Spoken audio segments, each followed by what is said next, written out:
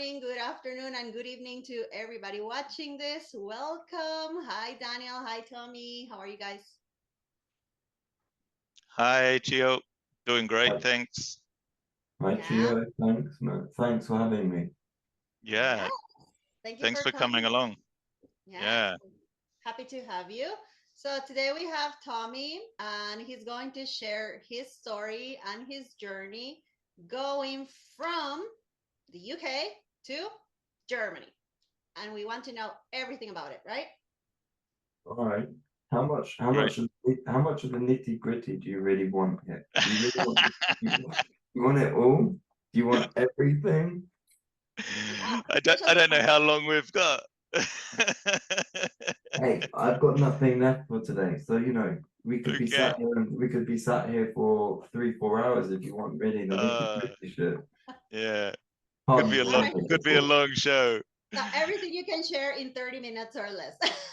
All right. Okay. We won't go too far then. All right. Okay. Hey, Tommy, Yeah. Tommy, on your name there, you've got Bradford. Is that your surname or is that where you come from?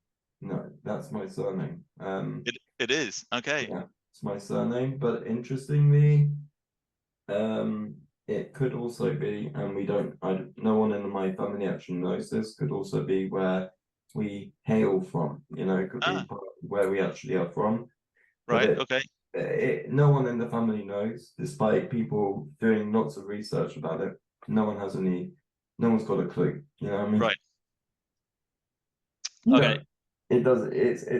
It could be where we're from, or it Yeah. could just be that it could just be a coincidence that my surname is also a city in Yorkshire Yeah. in the north of England. So I had no idea. whatever. I don't know. Exactly. And I know some of the old English names do hail from places and or from work, different jobs that people had. They picked up as their surnames. Yeah, Um, mine's Peel, and that goes back to being a very English name. I think the Peelers were the police up in Scotland used to be nicknamed the Peelers, if we Oh, go back cool. far enough. So I've got a funny feeling my surname comes from back there as well. well, I can hear it. If you really tried it, I reckon you could turn the Scottish accent on quite Yeah, no, I easily. don't know. I don't know. Well, my last name has not an interesting story. I don't even know where it comes Oh from. no. Oh no, Oh, come on, that's boring. that's You So just boo! Get off it, boo! No. you bye, let I'm gone. you've let the team down. Okay, Okay. wait. Before we start, where he starts telling us where he's from and how he got to Germany, I have another question about his name because Yeah. you spell your name Tamás. Yeah. Why? Well, the name that you see here in my name is Yep. my actual birth name. I'm half Hungarian, yeah. Um, Uh-huh. my mother is Hungarian and my father is British, and when I was born, my parents wanted me to have both, wanted me to have one of each, one name each, and they gave me a Hungarian first name and they gave me obviously I had to take my surname. Yeah. You As can't you do. just say, "Hey, I'm going to take a different surname. I'm just going to Yeah. take Peel," because Peel sounds like the best name ever. I'm just going to take Peel as my surname. No, we're going to we. So that's how I got my name. But for Okay. people, to make life easier, I, you know, everyone knows me as Tommy. That's how everyone called me at school. Everyone called me during my life. Those who don't know me do not get the privilege of calling me Tommy. But to make me a nicer person, I say everyone knows me, so you can all call me Tommy. All right, cool. Right. Cool. Because I've been thinking about that question for a while. So Okay. finally out. There we are. All Yeah, right. So Very good. Okay, so you're you're from England. yeah. I'm from Um, England, as I just said, I'm a bilingual. yep. I come from a bilingual family. Half of the family comes from Hungary, half from the UK. I was born in August. You know, do you really want my date of birth as well? That No, makes no, you're all right. Right. That's fine. I was born Yeah. at the end of the 80s, you know, just to make people feel comfortable here. I was born at the 80s, at the end of the 80s, in the middle of summer, you know, and I'm a summer kid. I love Yep. the summer, yeah.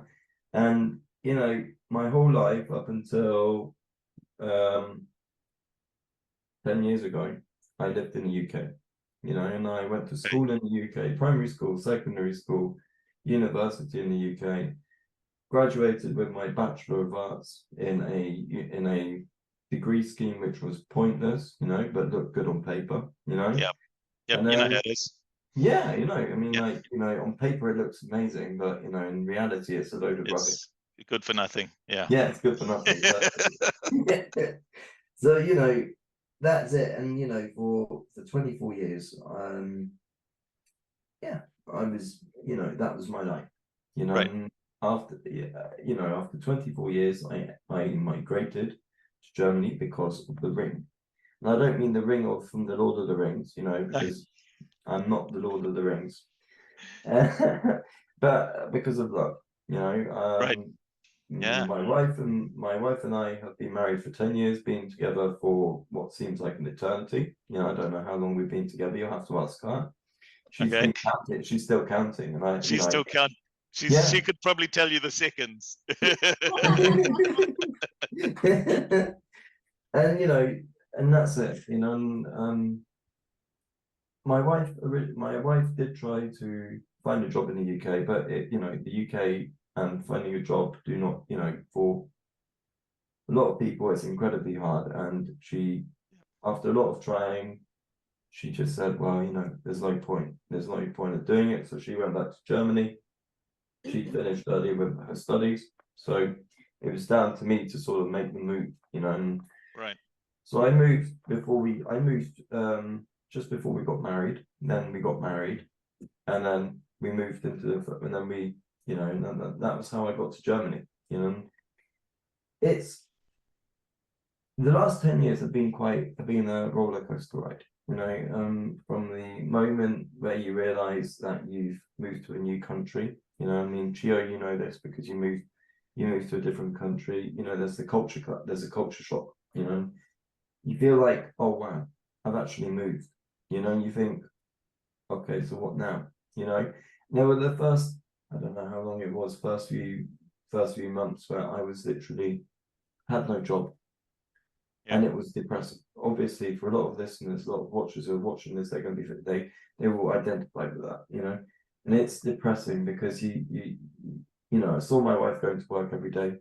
You know, I would be at home and I'd be trying to find myself a job, and it got to the point where I was finding anything and everything. You know, I was working as, you know, as a, you know, an agent worker, you know, so I was being sent wherever to do whatever work, you know, so whether that be cleaning, whether that be doing other things, it was not what I wanted. Yeah, and then I got a break, you know, I got a breakthrough somehow, and I found a place that was looking for, you know, English tutors, English teachers, you know. And I applied and I got a breakthrough, and it was like bingo, that's, you know, that was really good, you know, and that was really nice. But the problem was, when I had that job, I had no contact outside of this language school. So, you Right. know, despite me trying to find private students, it was impossible because I had no contact. You know, I was still quite new to this. I was still quite new to the city that we were living in. I was new to the language school, and I was literally just anything they threw at me, I would take. You know, and it got to the point. It got that happens all the time. That happens all the time in that house. That's my wife and the kids. So yeah, it got to the point where where my wife then got pregnant with our first kid, and it sort of hit home that this is not going to pay the wage, not going to pay the mortgage, not going to pay the rent, you know. So I had to go and look for something else. My wife had a full-time job that Yep. she could do, she could fall back on, but me, I was literally a freelancer. So, you know, freelancers are paid only when we work. We don't work, you know, if we don't work, we don't get paid. Yep. So I applied in a hotel as, you know, for an apprenticeship, but they looked at my CV and they said, well, you're too qualified, you're too highly qualified for a CV for an apprenticeship. We're going to give you a job on our front office as a full-time employee, you know, and that was what I needed. I needed something, I needed a job. Yeah, I took it. And for the first 6-8 months, it was really good. I enjoyed it. And then it just went downhill, and I didn't like it because I was doing shift work, and shift work has a big effect on your sleeping patterns, has a big effect on mental, physical health. And it didn't help that we had a baby at home as well, and I was literally taking the night shift on numerous occasions just so that I could just so I could not be at home, so I didn't have to be at home at night when that baby was asleep, when that baby was crying. It feels cruel, I know. And there'll be a lot of listeners thinking, how can you be a father of kids if you want to take the night shift? Well, it's not because I didn't want to, but the night shift also paid better than during the day. It paid better money. So I took that, and I didn't like it because it had a big effect on my sleeping pattern, my mental health, my physical health. So after a couple of years in the hotel, I ditched it and I went back into teaching. And that was it. I'd had enough of working in a hotel business, being underappreciated, underpaid. And I just had to I had to grab the bull by the cojones, as you guys in Latin America say, And it really got to the point where I needed to do it. And I made the jump back to freelancing as an English teacher with my own company, making my own company.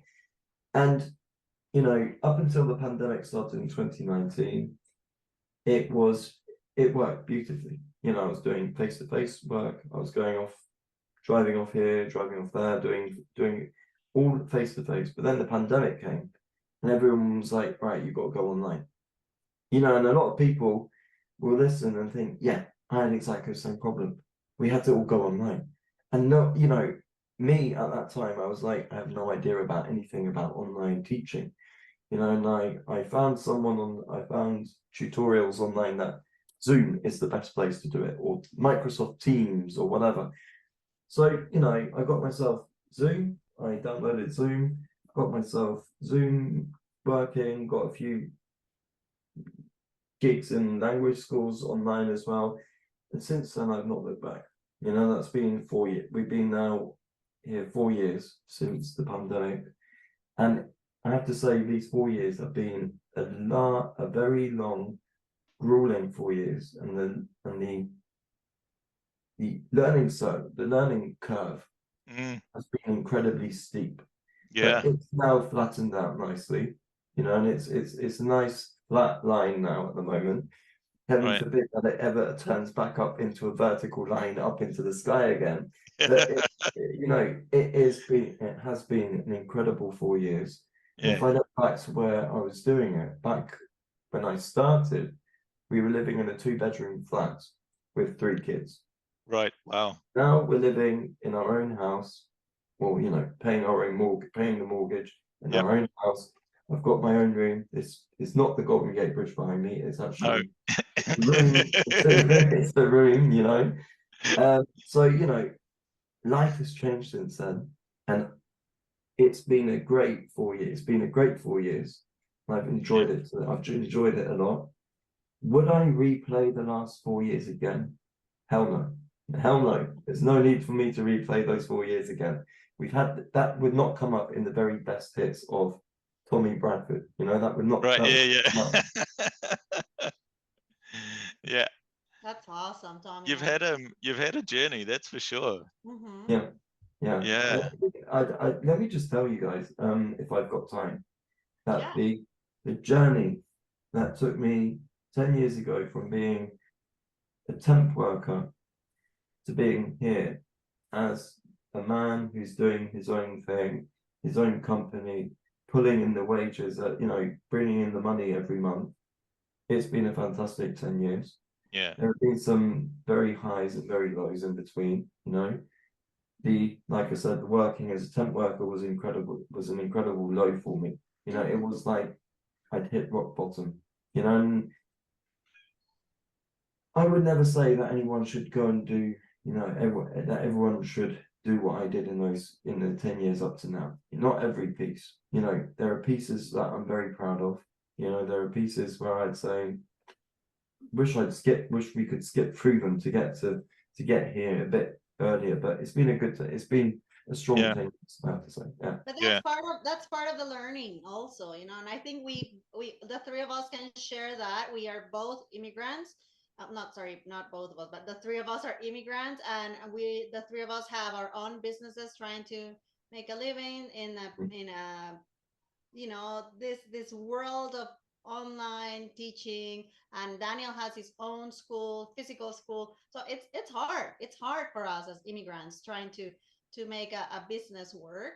But in the end, like you said, you know, sometimes making sacrifices, going for jobs that we would normally not do, that's what we got to do, and that's what most immigrants have to go through. You know, Yeah. sometimes Yeah.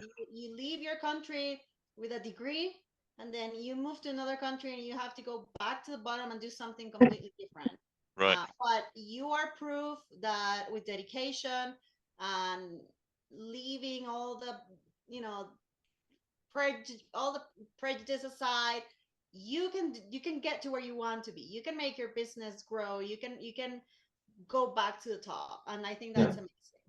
But Yeah. what I would say is, you know, people listening, watching, whatever, you know, that climb, you know, going from say middle, you know, going from the middle of the ladder down to the bottom of it, climbing back up to it, climbing back upwards is harder than falling, you know, because falling, anyone can fall. Yeah. Everyone can fall down that ladder at any time, whether it be physical injury, mental health problems, whatever it might be. There could be anything that might come around that corner could have an impact on your standing on that ladder.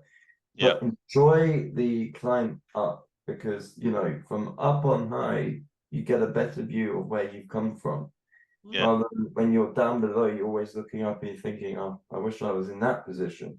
I wish I was where they are, you know. And Yeah. it's a test of mental sort of willpower. Do you want to get there? Do you not want to get there? Would you rather just sit there? Would you just rather sort of just hang out, you know, where you are for a while and then figure it out? Or do you take the big step? Do you take that big leap up the ladder and say, if I make it up there, I'm gonna do my utmost best to stay there and not to move an inch downwards, you know. Yeah. You'll do Right. anything to climb further up that ladder, because for us teachers, there is a lot of room that we can move upwards. You know, there's a lot Daniel, you've got a great story, you've got your own physical school, beautiful. You know what I mean? That is what a lot of us teachers want at the end of it. We would like to make it that we can put our name on the door, that we can welcome people into our language schools and we can say, hey guys, welcome to DP's English school, you know. It's taking your example here, DP Yep. Field. Yeah. So Absolutely. it's something that we all need to aspire to, but we also need to be careful of not or not treading on other people to make it up there, not to use people to make it up there. Yep. Because there are a lot of people in society, in politics, in industry, in tech, in whatever it might be, who've used people to make it up that ladder. You know, I'm not going to name names because that wouldn't be fair, but Elon Musk, for example, has made it up that ladder by using other people. You know, and Elon, if you're listening, you know, I don't care about it. You know. Yeah. It's definitely There's listening to us. even you're talking about big people that are using other people to get up, but even within our own industry, there are a lot of schools who, maybe people refer to them as cowboy institutions that employ people in real rough ways. There are a lot of people who are using other people to get ahead, and you're right. you're right. You've taken a really you've taken a journey to get to where you are, and it's like you said, it makes you feel really proud when you get back up there. You get this real sense of pride and in what you've achieved and in what you're doing and what you've done. And my story is similar in that respect. You know, having fallen all the way back down to the bottom and having to climb back up again. And I can feel a lot of the little parts of your story. I worked in a hotel for a while as well, and I did some temp work as well, picking up rubbish in the streets. And I was unemployed for a while when we had our first child, and after 6 months of being unemployed, it does really start to get depressing. As a man who should be the breadwinner in the family, so to speak. Society puts that pressure on us a little bit. Should we feel it? Well, I certainly did, and it was really tough. And so I can certainly feel a lot of your story and the journey that you've taken. I mean, you say you came with a good point here that there are cowboy institutions in our industry of language teaching, and when I restarted the gig of coming back into, when I'd hit rock bottom and I was climbing my way back up with 4 years back, when I was restarting, I was literally I was scraping the bottom of that barrel. Literally anything that came my way, whether it was high bucks, low bucks, I was taking everything and anything, because I really wanted to prove, hey, look, I'm not just here taking the big bucks. I'll take anything just to widen my horizons, broaden my horizons, make sure that I've got a lot of stuff cooking here, Yep. And it was a point where I said to after maybe 2 years, I said, I'm not taking that anymore. I'm not going to take those jobs anymore, simply because I've made it to the point where I can actually tell people this is my price, and if you don't like it, fine. I'm not forcing you to come and do it. It's fine, but I'm not going to take your prices anymore. I'm not going to go and scrape the bottom of that barrel anymore, because there is no point of me doing it. And that's a lot of things. There are a lot of things that people think, you should scrape the bottom of the barrel if it means that you can pay your mortgage at the end of the month. I'm like, no, you should make. You need to learn your own value. I mean, and especially after a while, like I mentioned before, like sometimes we have to start from zero, and of course we need to be humble when we're at the bottom. But as we grow and as we improve, I mean, we should be proud of our work and make people respect it and value it, because people think online teaching is easy, and they think, oh, you just sit in front of a computer and talk to others. No, it's not like that. It requires a lot of planning, organization. You need to keep learning. You need to, and on top of that, as a school owner, you need to manage a lot of other things that teachers normally don't do: finances, advertising, marketing, social media now. Like, it's ridiculous. People have no idea how hard it is to be an online teacher, and then they want to pay us peanuts for an hour of our time, which, like you mentioned, Daniel, the other day, our time is the most valuable thing we can offer.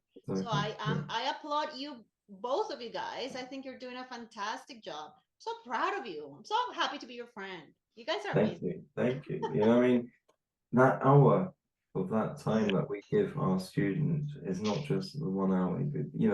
We also have to pay the electricity, the heating, the whatever it might be, the added extras that you might have, a microphone, Zoom access, that you can actually make it into a Zoom call. Because if you don't have Zoom, you're not going to make it in. You can't do it without having Zoom. So there are lots of people who I've heard from, also teachers, who have got the same problem, that they say, it's not just 1 hour of my time, it's actually maybe an hour and a half, 2 hours, because we're paying for extras on top.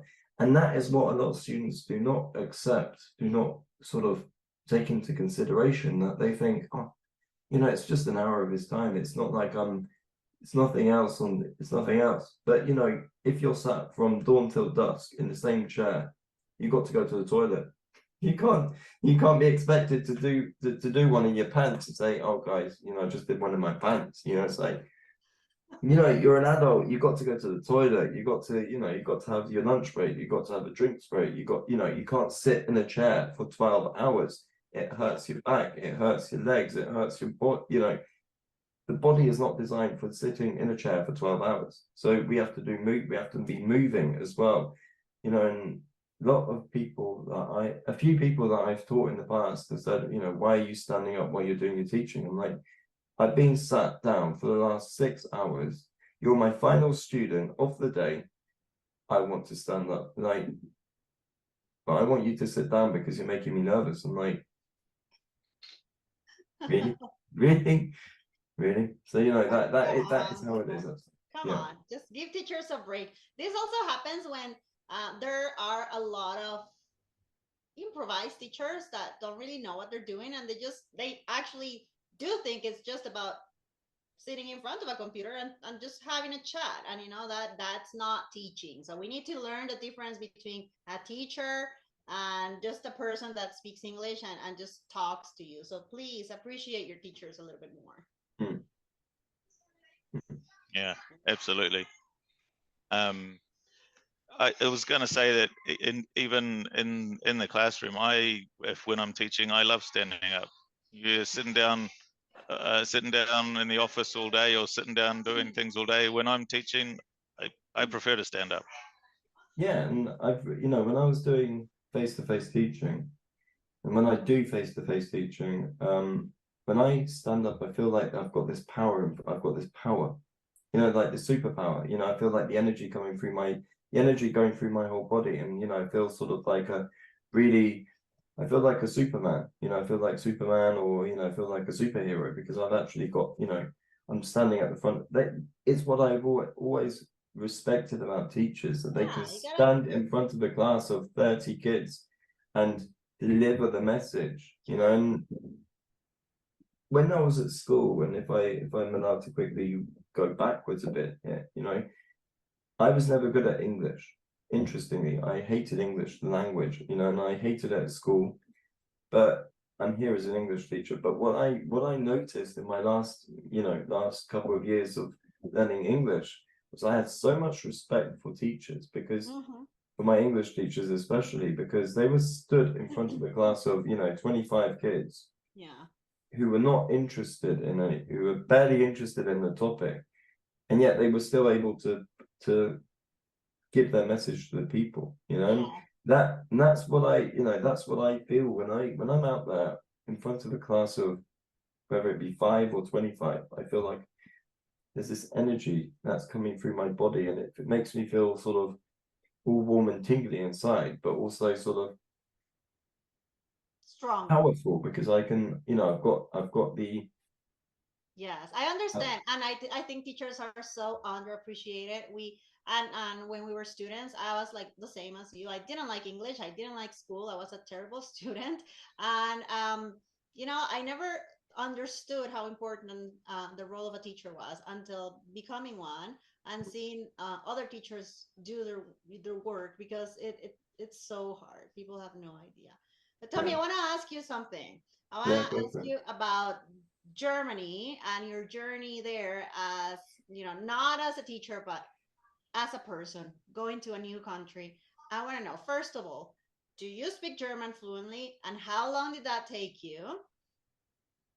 Well, let me say, I started when I was 11 or 12 years old at secondary school. For us in the UK, there was a time when learning languages was compulsory. And nowadays, if you look in British secondary schools, it's no longer needed. It's this idea of British identity means you need to learn English and nothing else. And that's come from Brexit, that's come from a lot of other influences. This hard right idea that nationalism, be proud of yourself, where you come from, your language, But when I started back at school in secondary school, when was that? 92. I don't even know when that was. I can't even remember the year. That's been a long time ago. That ship sailed a long time ago. Yep. At the age of about 11, so it was about 2000, 2000. That was it. Around 2000 when I started secondary school, and the first foreign language that I learned was German. Right. You Okay. know, interestingly, I hated English, but I loved modern languages. Yeah. So I was the best in my year, one of the best in my year, in my first year at secondary school, year 7. And because I was good, because I was one of the best in my class, I got to then take on French from year 8, you know. And I did my GCSE and I did my GCSEs in French and German, and I was hitting the top 5 in my class. You know, I had a 95% pass rate in both of the languages. Wow. So it's taken me since the age of 11, and I'm now 34 years old. So now everyone knows when I was born. No. I don't do Notice math. the way, Don't worry. You've I given it never away. say. It's my secret. It's my secret. I've just given away to everyone. But yeah. So it's taken me since the age of 11. I did my A levels in German and French, and I did a half an A level in Spanish. So that's where, and then I went off to university and I did my degree partially in German, partially in Spanish. So, you know, it's taken me the best part of,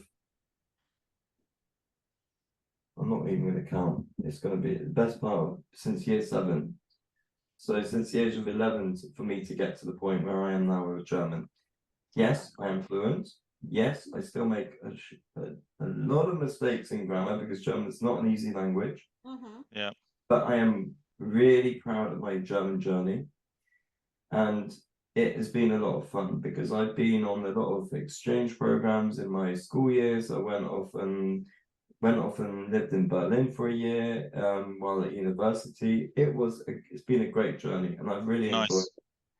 And I would Yeah. say to everyone, go and learn a language, go and learn a second language, go and learn a Yeah. third language, go and learn the fourth. If your mind is good enough for it, go and learn 6 languages if you want to. Yeah. But practice I them agree.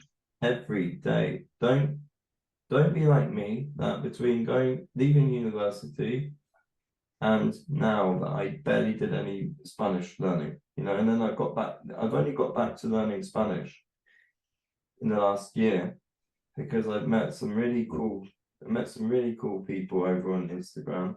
Chio being one of them, but she's not my Spanish teacher. Yeah, that's it, sister. You got it. You got it. Yeah, take the applause. Take the applause. You you can hear the whole of Guatemala and Costa Rica going mad. I can hear it. I can hear it. So you know, I met a lot of people, and I'm really proud of my German language journey. I'm really proud of my language journeys as Yeah. well. Right. You know, Right. because like I said, I'm bilingual, and there was a point in my childhood where I turned my back completely on Hungarian. There was a time when I went and said, well, you know, that's stupid. It's a great language to learn. It's such a you know, only people in Hungary really speak the language of Hungarian. So during my gap year, I went off to school to learn Hungarian, passed the language exam, and I have a language exam certificate in B2 C1. Here we go. The Yeah. Good man man. has a knack for languages. Of course he does, because I grew up in a bilingual situation Yeah. where I was forced to speak 2 languages to 2 different sets of family. You know, at school, I hated maths. I hated science. I loved the languages. That was what I was good at. Right. Yep. Something which is not logical. Languages are not logical. I didn't like logical things. When it came to maths, it was like, I don't like you. You and me do not get on. You know, Yeah. I'm doing this so that I can get out of the school with a good enough grade so I can go off and do something else Yeah. without you. You know, it's like a Yeah. bad girlfriend or boyfriend. You know, We're you're only we're here here. for the We short term. We're not here together for the long term. Yeah, we don't get on with each other. so you can But get to the next level. yeah, so we can move on to the next level exactly. You know, Right. but Yeah. Yeah. I'm really proud of myself and my language journeys.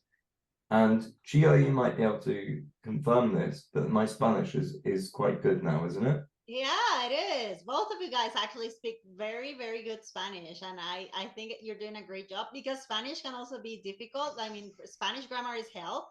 I Mm. I would hate teaching Spanish because it's so complex. So yeah, good job, guys. All right. Spanish has got me.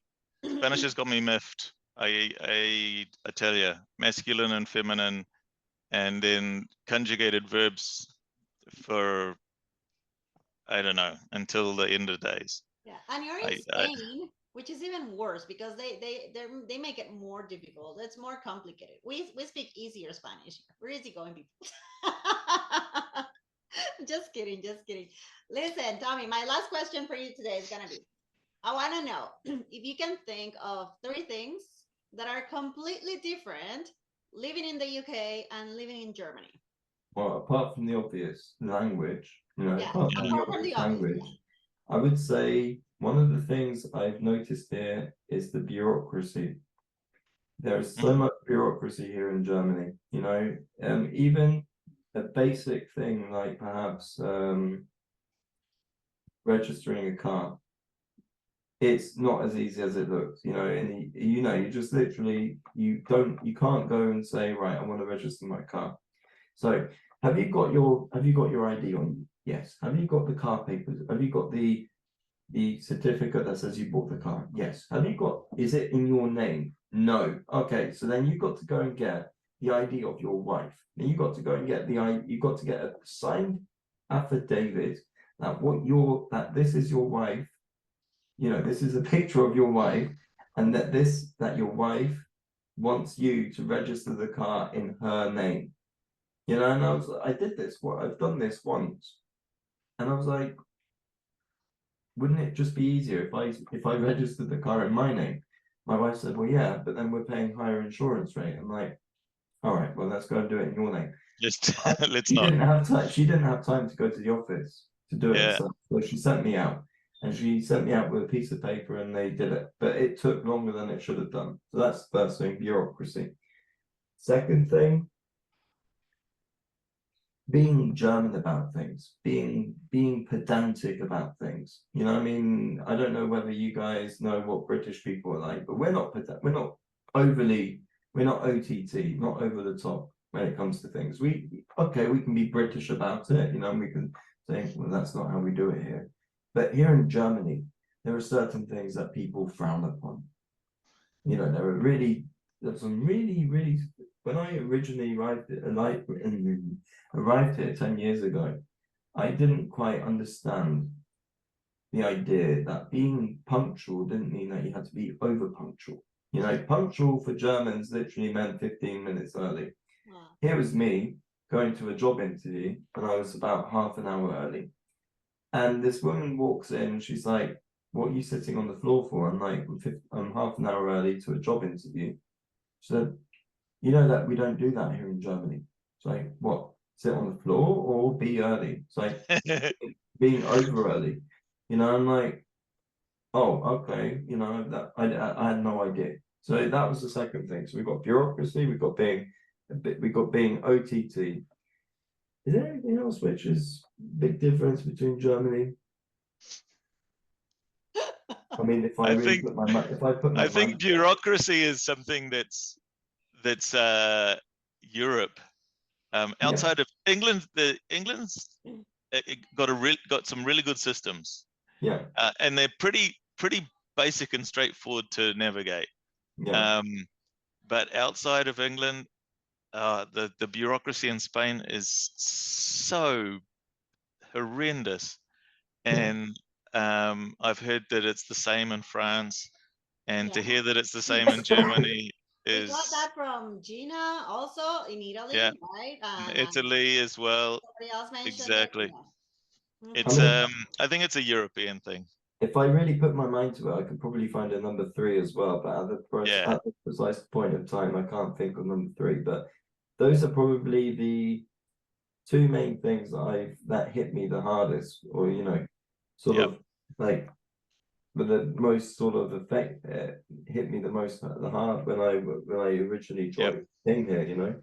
The bureaucracy and this idea that you don't have to be over punctual, and like, being British, we like to take the very punctual way of life. We like to be, if we say be here at 10 o'clock, it doesn't mean 10 o'clock. It means you probably should be there by 9:30. You know, in Germany, if they say 10 o'clock, it immediately means you should be there a quarter of an hour earlier, not half an hour earlier. If you go half an hour earlier, then it means you're too keen and too eager.